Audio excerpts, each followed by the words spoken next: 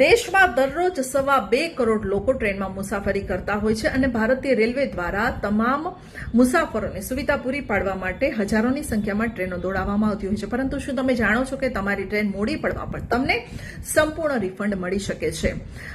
ક્યારેક હવામાન અથવા તો ટેકનિકલ કારણોસર અથવા તો ઓપરેશનલ સમસ્યાઓના કારણે ટ્રેનો મોડી પડતી હોય છે. આવી સ્થિતિમાં પ્રશ્ન એ ઉભો થાય છે કે જો ટ્રેન મોડી પડે છે તો શું મુસાફરોને ટિકિટનું રિફંડ મળી શકે છે? તો તેના જવાબમાં છે હા. ટિકિટનું રિફંડ મળી શકે છે, પરંતુ ટ્રેન મર્યાદા કરતાં વધુ મોડી પડે તો જ તમને રિફંડ આપવામાં આવશે. આ માટે ટ્રેને એક શરત મૂકી છે કે જો મર્યાદા કરતાં વધુ ટ્રેન મોડી પડે તો જ રિફંડ આપવામાં આવશે. જો તમારી ટ્રેન નિર્ધારિત સમય કરતાં એટલે કે 3 કલાકથી વધુ મોડી પડે છે તો તમારે ટિકિટ રદ કરી શકો છો તમે અને તેનો રિફંડ મળવાનો તમે દાવો પણ કરી શકો છો. આ માટે પહેલા તમારે તમારી ટિકિટ રદ કરવી પડશે. ત્યારબાદ IRCTCની વેબસાઇટ અથવા તો રેલ કનેક્ટ એપ્લિકેશન પર જવું પડશે. આ સાથે તમારે TDI પણ ફાઇલ કરવી પડશે.